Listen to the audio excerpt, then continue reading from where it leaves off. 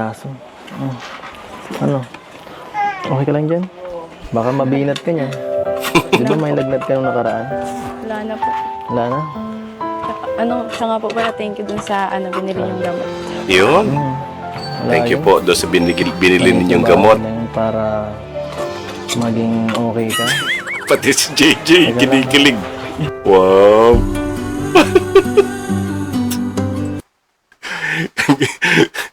Oy, Kalingap Edu, ano yan?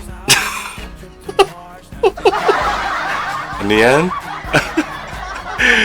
Kayo naman. Oh, kasi nga po nilagnat nung nakaraang vlog, 'di ba? Nilagnat nga po. So, binili po ni Kalingap Edo ng gamot. Ngayon chine-check lang po kung meron pang lagnat. Kayo naman, huwag kayong mag-iisip ng masama. Oh, Diyos ko, kayo talaga. Oo. Sige po, Kalingap Edo, pakitingin nga po kung 36 point something ang temperature ni Beyonce. Grabe.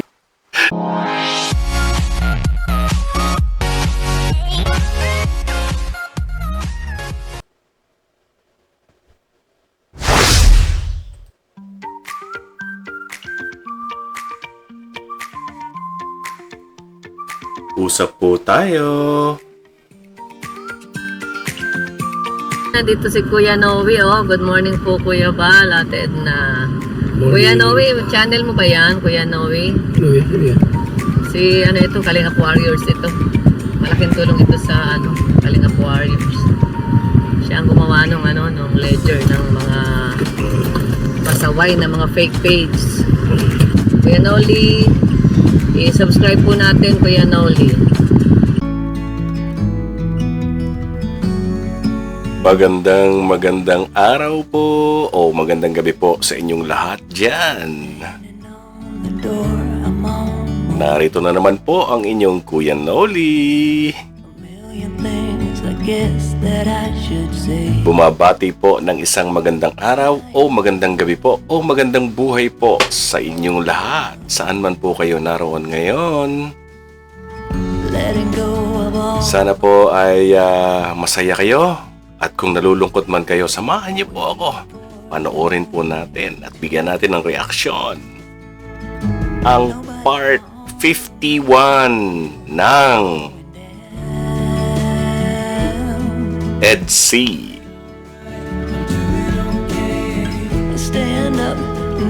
At sa episode pong ito ay dito natin napanood ang ating baby Beyonce na medyo napaiyak si baby Beyonce at nakita po natin yung caring ng kanyang kapartner na si Kalingap Edu. No? Ano po kaya ang dahilan kung bakit po napaiyak itong ating baby Beyonce?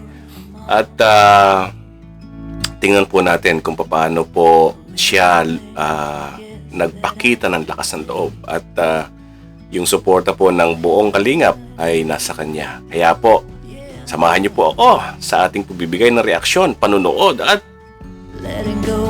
kinikilig tayo sa episode na ito, sa teleserye na ito ng EDC.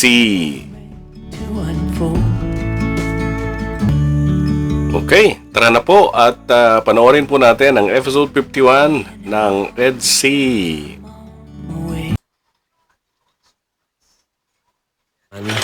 Abutan namin siyang huhugas ng pinggan at iba pang magawain sa bahay. Ay, grabe. Sipag mo naman. Dami yan ah. Hindi ko po kasi kayo nagsabi na mapunta kayo. Bakit? Bawal ba? Kala ko pwede naman ako dito pumunta paminsan-minsan. Pwede naman po. Mukhang na-surprise po rito ang ating baby Beyonce nung dalawin siya ng Kalingap team, especially kasama po si Kalingap Edo. Kaya nadatnan po si Beyonce na nakita niyo po napaka-ordinary person yung suot niya, no? Pambahay. Pero nakikita niyo po kahit na nakapang bahay lang si Beyonce, talaga namang yung natural beauty ng ating Baby Beyonce ay litaw na litaw pa rin, ano? Kaya si Kalingap Edo ay tuwan-tuwa.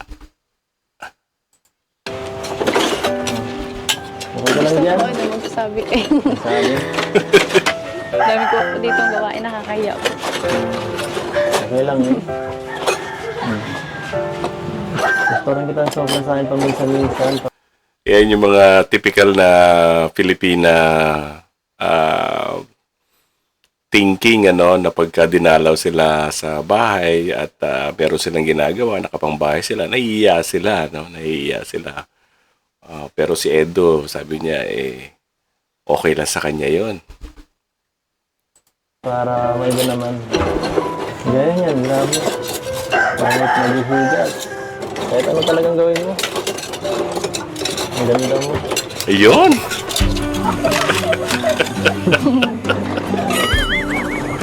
Ay, Kuya Eds, malinis na yan. tumulong ka na lang. Tama na.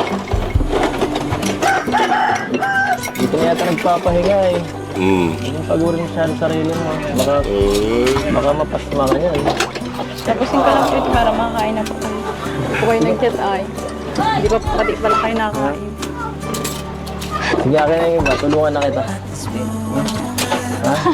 Ako na makakak. Dudumihan ko ng konti.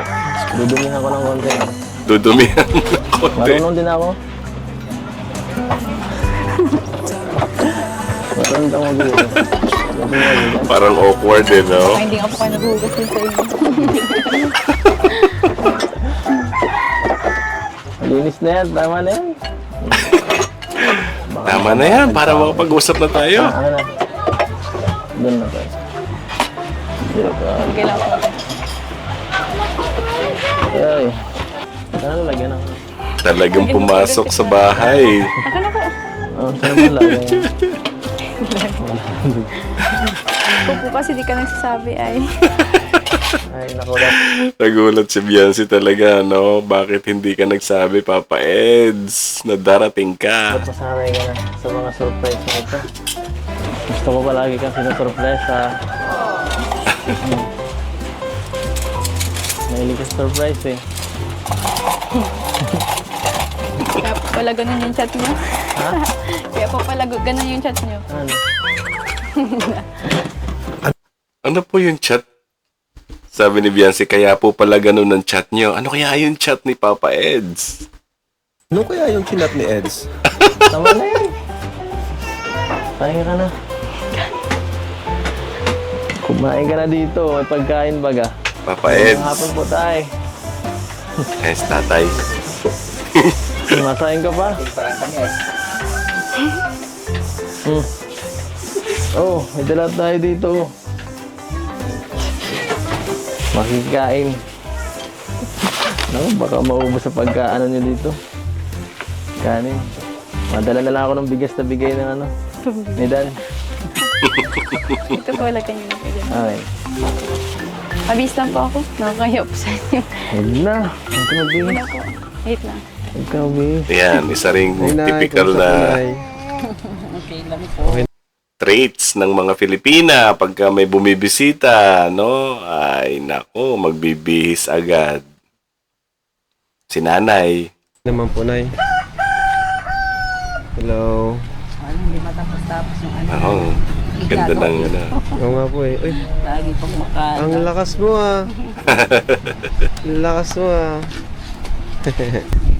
Pasensya na po, Nay, kung natigil yung ano po, ano, yung bahay. Pansamantala lang naman po. Okay lang yun. Okay lang po. Dali lang naman po yun. Ano pati baga? Ano? Undas? Sinak. So yan po, ano, sa nakaraang mga episodes ay doon po natin na nalaman natin na yung pabahay po kay Beyonce medyo po na tigil ng konti, no, pansamantala. Kasi po nagsabay-sabay yung mga pabahay ni Kalingap Rap. Marami po ito, ano. So nagkaroon po ng konting constraints sa ating resources, no. And even po yung manpower, so nagkaroon din po ng constraints, and of course yung financial constraint. So kaya po temporary na tigil. Pero hindi po yan bibitawan, dire-diretso po yan.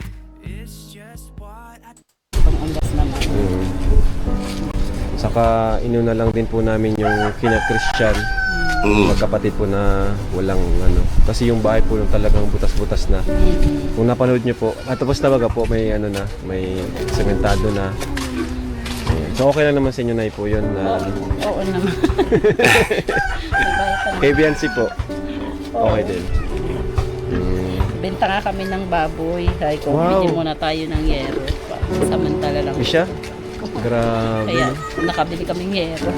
Ayan, so dito po makikita natin ano na itong pamilya ni Viance hindi po sila umaasa ng 100% sa kay Kalingap Rab, ano. So meron din po silang mga ginagawang paraan para po sila makaraos-raos. Nag-aalaga po sila ng baboy. Ngayon po yung sabi ng nanay ni Viance ay nagbenta po sila ng baboy para po makabili ng bubong o yero kasi po ay nasira ng bagyong Christine yung kanilang bahay. So bumili po sila ng bubong, no? So napakagandang move. Yun pala yung ginawa nyo na yun, mga extra nyo, mga extrang negosyo. Baboy. Nakakatuwa naman na kasi Tira lang akong isa. yung Ayan. binibigay namin sa inyo, ginagawa nyo palang pampuhunan sa mga Yung negosyo. baboy na ano. Dati po bagat alaga lang namin yan, hindi namin yan sarili. Kaya talagang laking tulong siya? po talaga. Opo, yung Ngayon, sarili nyo na po. ay ayan, sa yung mga binibigyan niya yan. Sabi ko, sa atin na lang, huwag na tayong ano, para Grabe. mahirap kasi po pag nag-aalaga lang ng baboy. Si Bian, Dati po kasi, ang ibig po sabihin ni nanay, dati po kasi sila ay nag-aalaga ng mga biik o baboy pero hindi po kanila. So parang ang nangyayari po, meron lang po silang porsyento kapag dumami po yung baboy. Halimbawa, sa 10 biik, sa kanila po yung 2, yung ganon, no? So hindi po talaga 100% sa kanila yung baboy. Pero po ngayon, dahil nakakaraos-raos na po sila, tinutulungan po sila ng Kalingap, 100% sa kanila na po yung mga baboy at biik na inaalagaan nila. Which, pag binenta po nila yon sa kanila po yung gain. Biancy naman po, kumusta naman po siya? Hindi naman po ba siya nahihirapan sa mga schedule namin kapag nagbablog po? Hindi naman po. Hindi naman. Kaya Yan. talagang pag may ano siya sa school, hindi talaga siya nakakasama. Oo nga May po. exam. Ako, Okay lang naman po yun. Ano naman po si Biancy, basta pwede siya, talagang pupunta po opo, siya. pag talagang ano, na ano yung mahatid ba ako, ihatid ako ni Kuya sa ano, dahil yun, minsan nasa Tapos, pag inaano po siya, bawa, sinusundo siya ni Eds, okay lang naman po sa inyo. nag-ano man, nagpapaalam Tapos naman. hinahatid siya ni Edo dito. Nung isang araw nga, sinundo siya.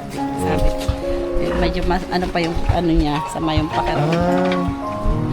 Butit na agapan ng gamot. Tapos yun nga, pagbalik ni ano, binila naman siya ni Kuya Edwin ng gamot. Ay, Ay, binilhan pala ni Kuya Eds ng gamot, ano. So, nakakatuwa yung tambalang ito. So, hindi lang to for show or for vlog, pero meron ding mga elements of caring, di ba? Caring. So, nako, alam na natin kung ano yung nasa isip natin tungkol sa dalawang ito, ano. Di ba? Nako, Papa Eds, ikaw Pero nagpapasalamat tayo kay Kuya Eds, kay Papa Eds na hindi niya pinababayaan ang ating baby Biancy.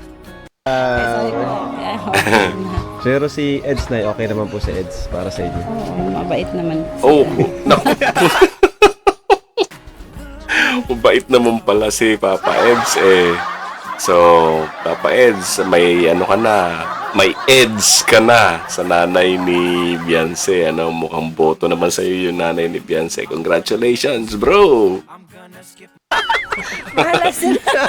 Parang parang kinikilig din yung nanay ni Biancy, So, ay, grabe. Parang kinikilig din yung nanay ni Biancy,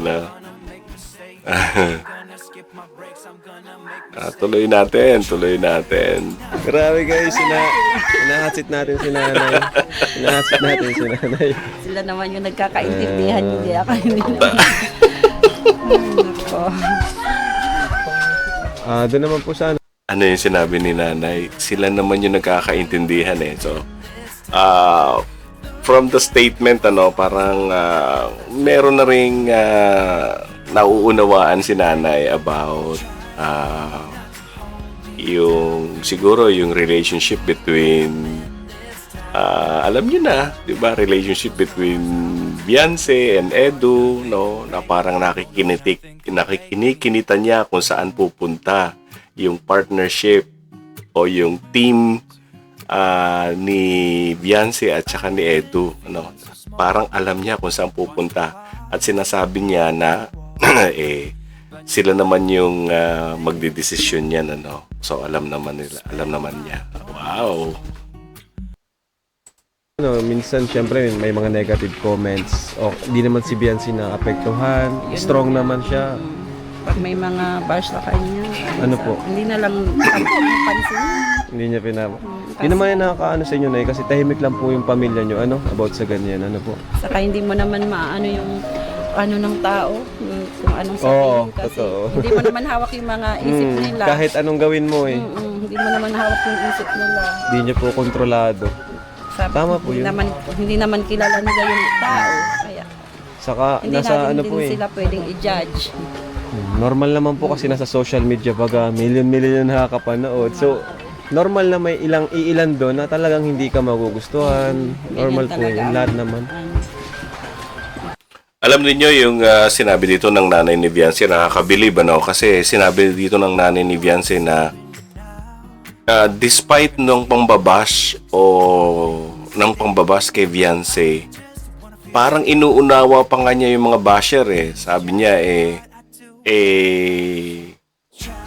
hindi naman po natin sila ma-judge, di ba? So kahit na pangit yung sinabi sinasabi pa rin niya na hindi naman natin sila ma-judge, no? Kasi parang sinasabi niya, hindi naman natin sila kilala. Hindi naman natin alam kung ano yung nararamdaman nila basta nag-bust sila, and hindi naman natin sila basta-basta ma-judge. Ano? Hindi ko alam kung tama yung line of thought ko o baka naman yung baliktad, no? Yung mga basher dapat hindi binabash o ginajudge si Beyonce, no? Pero kung titingnan ko yung sinabi ng nanay ni Beyonce, nakakabilib ano? Kasi kahit na ganun yung nakaka-receive sila ng bashing, pero yun pa rin, no? Hindi pa rin nila ginajudge yung mga bashers na ito, no?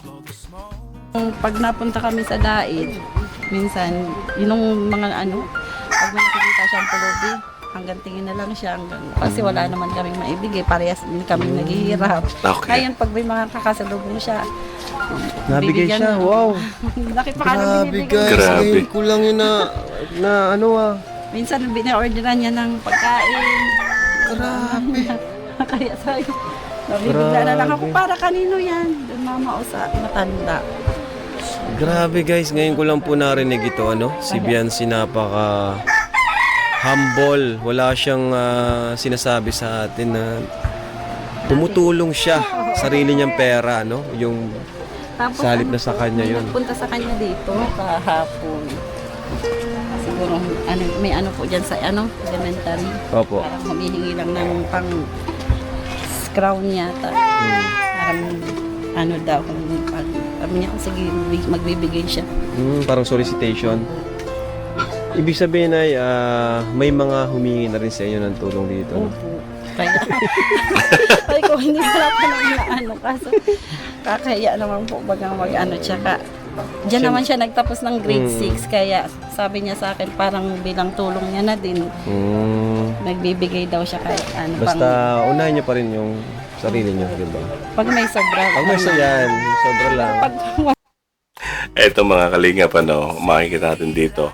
Na-develop na kay Beyonce yung kultura ng kalingap, no? Sa maiksing panahon na si Beyonce ay beneficiary, natutulungan, natuturuan, at laging sumasama sa kalingap, yung kultura sa organization. Kasi po sa bawat organization may kanya-kanyang kultura yan eh. O ibig sabihin the norm of doing things, di ba?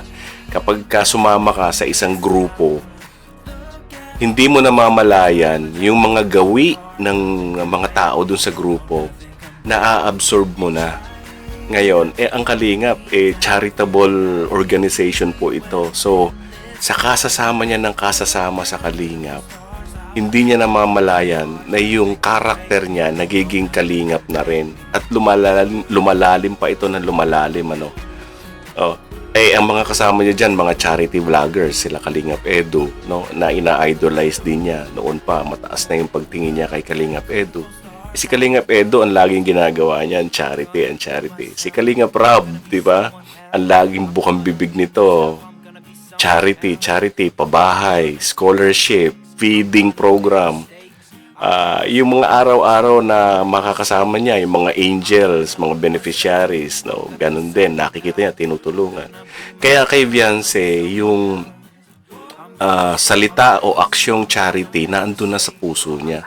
At naging parang lifestyle na rin niya, no, na pagka may nakita siyang kapos, naghihikahos, at naalala rin niya yung sarili niya, no, na nung araw talagang hirap din sila sa buhay, na nakaramdam din sila ng gutom. Automatic, no, nagiging instinct sa kanya. Bibili siya ng something, then ibibigay niya doon sa naghihirap. Napakagandang development 'yon sa isang tao, no? Kaya dito pa lang sa Kalingap, gain ka na sumama ka lang sa Kalingap, mababago yung kultura mo o yung karakter mo magkakaroon ng improvement. Of course, for good improvement yun no? Magiging may inclination ka towards charity works. Tuloy po natin. Wala pa naman. Wala, oo. Kasi, Wala pa naman tayong Hindi ka pa naman sabi ko, Ayan. stable. Kaya, Pero kahit na hindi pa stable, pero na-develop na kay Viance yung pusong matulungin. In fact, doon sa mga previous vlogs ni Kalingap Rab, siya po yung nag-recommend na siya po yung unang tumulong doon sa sinasabi nilang distant relative nila, no, na dinala po nila sa ospital, tapos na-hospitalize. At ngayon po ay nagre-recover na, so siya po ang nag-initiate nun, no, and using her own money. Kaya napakaganda po ng ipinapakita ni Viance. Masikaso. Ano? Okay ka lang dyan? Baka mabinat ka niyan. Di ba may lagnat ka nung nakaraan? Wala na po. Wala na? Siya nga po pala, thank you dun sa binili niyong gamot. Yun. Wala Thank you yun. po doon sa binili ninyong gamot. Para maging okay ka. Pati si JJ, kinikilig. Wow.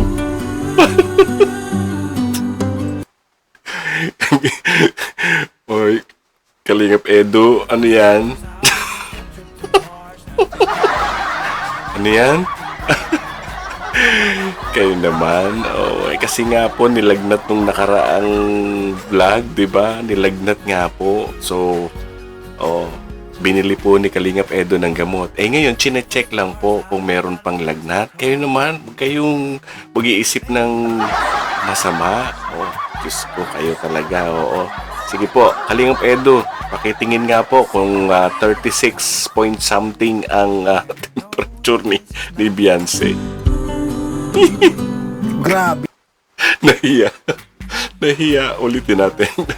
Mga kaway. Ayan. Konti. Ulitin natin. Tingnan ninyo yung reaction ni Viance nung hinawakan siya ni Edu sa leeg. Really typical reaction ng isang Pilipina. No? Ito naman si Kalingap Edu gugulat okay, tingnan po natin. Bantayan niyo mabuti. Siya nga po pala, thank you dun sa binili niyong gamot. Wala yun. Maliit na bagay lang para maging okay ka. Teka lang.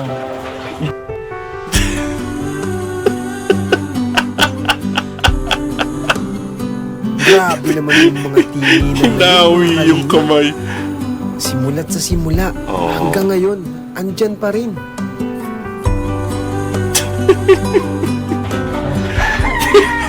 Inulit. Ang hot. Kayo talaga. Ang init. Parang may sakit ka yata. Hala po. La po. Nagulat po ako eh. Kaya na po kayo? Hintayin ko lang po yung isa at ano. Kayo, baka Nagkain hindi na pa po ka kumain ka mga ano, pamilya mo. Siya na po, nagkain na po kami. Kaya na? Galing po kami kayo sa ano, nagsimba po. Ganda rito sa dalawang ito, ano, parang hindi mo mapapansin yung awkwardness kahit na merong awkwardness pa din ano sa isa't isa, pero hindi mo mahalata. Si Beyonce, ginagawa niya talaga yung best niya para dun sa serye, ano. Titingin siya kay Edu, kahit sa mata hindi siya iilang, no.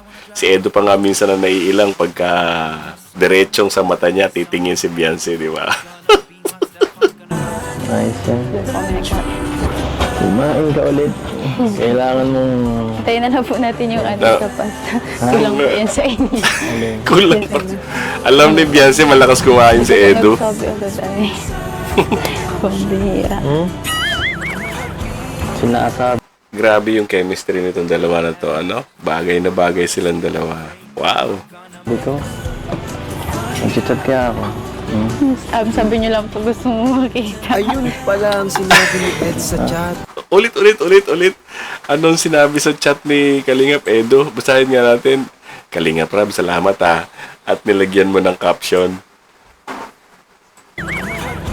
Sinasabi ko. Nag-chat kaya ako. Sabi niyo lang po gusto mo makita. Ayun pala ang sinabi ni Ed sa chat. Grabe na to mga kapambihira. Aba, siyempre, bakit si... Ano? Anong sabi? Kasi po, sinabi nyo lang sa chat, gusto nyo lang po ako makita. Oh my God! Ay, nako. Naman hindi. Booking ka tuloy ngayon, insan. Kaya. Mga gusto mo subuan pa. Oh, grabe. Oh, nako. Ako, eto na. Parang namali tayo po ng video. Hello. Sino ba tong mga ito? Gutom. Sige po, nagkain na po. Ay, sige na nga. Kumain na nga kayo, Kalampitos and Pwede ako, pero sige. One kumain TV. Dahil... Binigyan mo ako ng pang ano eh. Eto mga to killjoy pambihira naman. Sige na nga, kain na nga po kayo. Huwag po kayong magutom. Ay nako. Nagpagura mo tong kain ko. Nagpagura mo tong sandok ko eh. Dito Yeah. na po muna tayo. Kasi hindi pa po ako nakapag-inis sa bahay. Sige lang. Kahit saan naman, Okay okay. na lang po dumakalat. Ayun, Ganda ng lugar, no?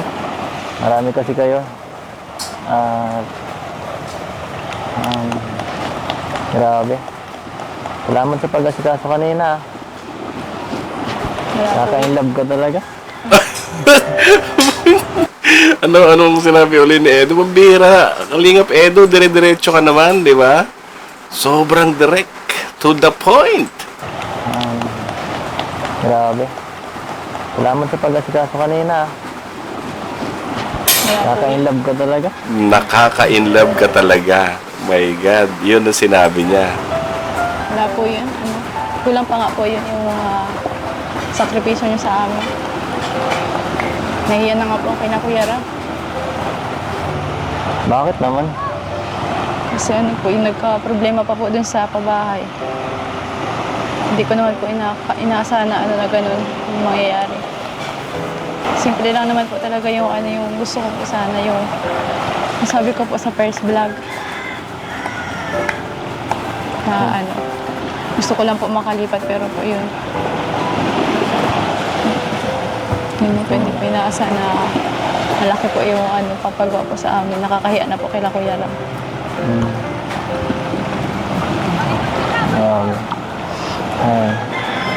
Okay lang yan. Okay lang. Huwag ka mag-alala. Kahit man nagtigil ngayon. Sigurado gagawa ni Kalinga Prab ng paraan para magawa yung bahay. Dito mga kalingap, ay ang nangyari po kasi dito sa pansamantalang pagtigil ng paggawa ng bahay ni Beyonce dahil nagkaroon po tayo ng constraints sa financial resources, dahil sabay-sabay po may mga iba pang pabahay na ginagawa si Kalinga Prab, nagkaroon po tayo ng constraints sa funding at I think yung sa manpower pa din kaya inuna po muna, habang nag-iipon po tayo, inuna po muna yung kala Christian, yung dalawang magkapatid na ulila, kasi po yung bahay nila talagang wasak-wasak na yun, tsaka parang hindi na safe tirahan. Pero sandaling panahon lang po naman ito kasi marami po sumusuporta dyan kay Beyonce sa kanyang pabahay. Mga sponsors, malalaki po sponsors nito. At marami pong mga fans, mga tagahanga na susuporta. Kaya lang po, ang nangyayari, meron po ilang mga makikitid ang pag-iisip ng mga bashers na sinisisi pa po si Beyonce at sinasabing, nako, kasi naghahangad ng mga pangmalaking bahay, ganyan-ganyan. So siya po sinisisi, pati yung kanyang pamilya. Na alam po natin na hindi naman po yun justified na ganon. Kasi hindi po yun totoo. Dahil ang nag-usap po dyan tungkol po sa bahay na yan ay si Kalinga Foundation at saka pumasok po yung ibang mga sponsors na talagang willing po silang magdagdag doon sa pabahay. Alam nyo naman po na ang Kalingap, may standard pong pabahay yan. Ang Kalingap, nagre-range po yan ng mga around 300 to 600,000 pesos. Depende po sa revenue ng YouTube ni Kalinga Prab. Pag viral yung beneficiaries, lumalaki po yung pabahay. So, tapos yung mga sponsors po ay dahil gusto nila suportan si Beyonce, nag-pledge po sila o sabi po sila kay Kalinga Prab na lakihan na po natin yung bahay, tsaka extend po natin yung lote, bumili ng additional lote, tapos nagsabi po sila na gawa na po ng malaking plano. So, sinimulan po yung bahay with an agreement na extended po siya beyond doon sa standard ng Kalingap na bahay. So, hindi po yun ni-request ni Beyonce or even yung pamilya ni Beyonce. Kaya wala po silang kasalanan dito. It is between Kalingap and yung mga supporters po ni Beyonce. Kaya ganun po yun, Siyempre nangako naman siya. Alam ko naman si Rob. Pag nangako yan, gagawin niya talaga yan. Huwag ka mag-alala. Kahit sa iba na lang po yung ibigay. Ano sa iba? Hindi, para sa inyo yun. Deserve mo yun lahat. Deserve niyo yung family. Saka hindi mo naman wala ka namang kasalanan dun. Tama po, wala pong kasalanan si Beyonce dito. Kaya po nakapag-isip tuloy yung bata na dahil sa mga pambabash nitong mga makikitid ng isip ng mga bashers na ito, ay nakapagsalita po si Beyonce na kahit sa iba na lang po ibigay yung hindi pa natatapos na siguro na pera o na ipangdadagdag, wag nang idagdag, gano'n, pero sabi po ni Kalingap Edo, hindi ganoon si Rab, Hindi ganoon si Rab. Tatapusin ni Rab yan. Tatapusin po talaga ni Kalingap Rab yan. At saka, lagi ko nga po sinasabi doon sa Karaba, At ina-explain ko po yan. It doesn't make sense na questionin po yung pabahay kasi naitayo na po, ang laki-laki na po noon. Hindi na po yun pwedeng iurong or gibain pa. Kaya hindi na po yun dapat pinag-uusapan. Ang dapat pong pinag-uusapan ay papaano po yun tatapusin. So, kumbaga, spilled milk na po yun. Hindi na po natin parang hindi na relevant na pag-usapan yung kung sino may kasalanan, ganyan-ganyan, kasi kayo, ganyan-ganyan. Hindi na po yun kailangan kapag-usapan. Ang kailangan pong trabahuhin ngayon ay tapusin po yung bahay na nasimulan. Okay ka lang?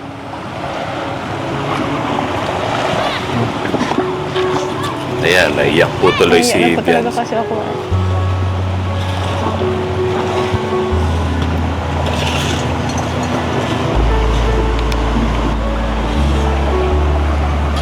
Okay lang. Okay lang. Huwag mag-alala.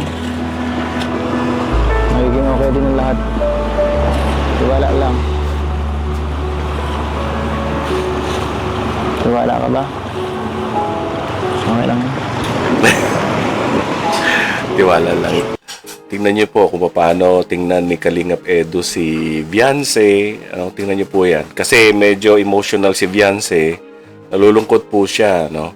Pero makikita niyo po sa pagtingin ni Edu, no? Makikita po niyo yung genuineness, yung purity ng kanyang concern kay Viance, no? Tsaka ma-feel nyo din po nung paiyak na si Viance, hindi niya po napigilan na hawakan yung kamay ni Viance, tsaka ipadama yung kanyang pagsabi na no, huwag kang matakot, huwag kang mahiya, at naandito naman kami. Parang ganon yung sinasabi niya, no? Thank you po sa loob po. Thank you din po sa ating kalina. Sa inyo pong lahat. Yo?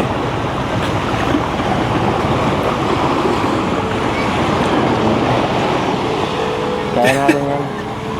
Dito man lang kami. Kung may Tapos- problema, Tingnan niyo, tapos medyo babalik na yung awkwardness nila, no? From emotional wave. Pagkatapos baka mamaya babalik na yan sa biruan, yung mga ganyan tipo. Tingnan natin. sabi ka lang para at least hindi mo sinusolo yung mga ganyan dapat. Para mapayuhan ka. Grabe naman ang mga sinabi ni Viancy. Yung palang dahilan, kaya parang umiyak siya Sa kanina. lahat. Ayan o Viancy, sabi nga ni Edu, magiging okay din ang lahat. May Yes! upuan sa tabi ng may likod ng bahay. Pag makalipat na kayo, baka di na tayo makapunta dito or ako lang pala. Hindi naman po itong bisitahin. Pupunta ang Kalingap sa Baguio. So itong dalampasigan po ito, kung kayo po ay bagong nanonood ng video ni Viance, ito pong dalampasigan ito ay few steps away lang po ito sa kanilang bahay. Every time na meron pong sama ng panahon, talagang, and even during high tide, malapit na po ito sa kanilang bahay. At pagka masama po ang panahon, pumapasok po yung tubig sa kanilang bahay. Kaya nung bagyong Christine po ay inattempt po silang i-rescue ng Kalingap, kaya lang hindi po sila umalis sa kanilang bahay kasi po yung mga gamit doon binantayan po talaga nila. Kaya sinasabi ni Kalingap Edu na pagka umalis sila dito, mamimiss nila yung lugar na yan. Pwede ka bang sumama? Or Baguio! gusto mong sumama? May pasok ka yata eh. Hindi ko po alam. Hindi ko pa po alam. Magpapaalam ko. Sayang mo naman. Sana makasama ka. Yan po, mga Kalingap, ang ating reaction dito sa part 51 ng EDSI. So, dito po nakita natin kung gaano affected si Viance doon sa mga pangbabash na pangbabas kay Viance tungkol po doon sa temporary stoppage ng pabahay sa kanya ng Kalingap, pero sinasabi po natin hindi po niya yan kasalanan, wala po siyang kasalanan dyan. It's a project management decision para i-prioritize po yung mas urgent na babagsak ng bahay ng dalawang magkapatid na ulila. At the same time, makakapag tawag dito, makakapag raise pa ng additional fund para po doon sa pabahay. Hindi naman po lahat ng bagay instant na andyan sa ating mga kamay, ano? Wag po nating kumbaga lakawakan po natin ang ating mga pag-iisip, no? Wag po agad magsasabi na, kasi pinangarap nyo malaking bahay. Hindi po gano'n. Wala pong gano'n. Kahit po i-review ninyo yung mga previous videos. Sino po ba ang mga nangako ng tulong para medyo lumaki yung bahay ng Labianse? Di ba tayo din? Di ba? Hindi naman Kalinga Foundation, di ba? Kasi may standard yan eh. Ngayon, tayong mga tagahanga, tayo rin yung nagsabi, Kalinga Prab, dagdagan natin. Ito, willing kaming mag-sponsor. Willing po kaming magdagdag. Yun. At nagpapasalamat tayo doon sa mga mabubuting loob na sponsors ni Vianse na nagbigay ng kanilang mga resources na ngako na bigyan ng maganda o mas magandang bahay si Vianse at ang kanyang pamilya. Kaya po yung mga nagsasabi dyan na sinisisi pa yung pamilya ni Vianse, sinisisi pa si Vianse, kasi masyadong malaki yung bahay na gustong ipagawa. Wala po kayong basihan at wala po kayong karapatang magsabi ng ganyan, no? So, tingnan ninyo na apektuhan si Vianse o doon sa mga sumusuporta naman kay Vianse. Palakasin nyo po yung loob ng ating baby Vianse at pigilan nyo nga po itong mga wala namang hindi ko maintindihan kung anong mga basher yan. Pigilan po natin yung mga yan. So, maraming salamat po at sana po ay nag-enjoy kayo sa ating reaction video sa susunod pong reaction natin sa pagpapatuloy naman ng pabahay kay Vianse. So, maraming salamat at shout out po sa ama ng Kalingap, Kuya Bal Santos Matubang, Ate Edna Vlogs, Kalingap Rab. Thank you Kalingap Rab sa magandang serye na to, content at saka pakilig ng NC. I'm sure maraming mga OFW, mga kababayan natin na nalulungkot ay ngayon ay sumasaya. And looking forward sila doon sa pagpapatuloy ng napakagandang bahay ng ating baby Vianse. Maraming po salamat sa inyong lahat. At bago po tayo magtapos, shout out po uli kay Kuya Val Santos Matubang at tingnan niyo po ninyo, andito po sa screen yung kanilang mga channels kay Ate Edna Vlogs at kay Kalinga Prab. Puntahan po ninyo kung gusto po ninyong mapanood yung mga videos pa ng EDC ay nandiyan po yung sa channel ni Kalinga Prab, at i-share po ninyo, i-like and subscribe po kayo sa mga channels na to ng ating mga Kalingap officers. And also, mga Kalingap, kung kayo naman po ay nasiyahan po kayo sa ating reaction video, ay paki-subscribe na rin po ang ating munting channel. Maraming salamat po sa inyong lahat. Thank you for watching and God bless you. Bye-bye!